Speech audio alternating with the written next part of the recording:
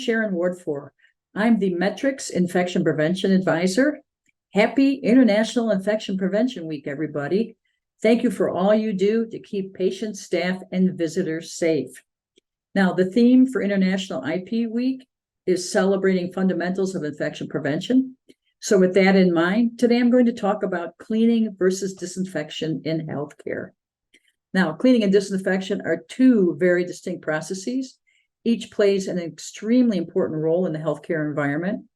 The potential for spread or transfer of microorganisms can occur from direct or indirect contamination of equipment, surfaces, and healthcare personnel hands.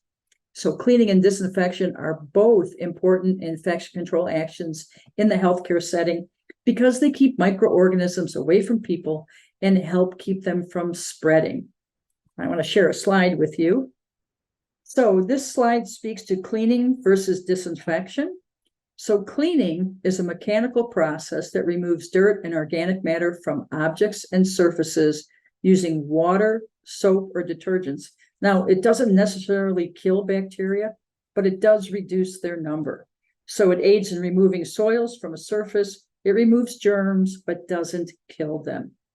Disinfection is a process that uses a chemical substance to eliminate many or all pathogenic organisms, except those bacterial spores on inanimate objects and surfaces.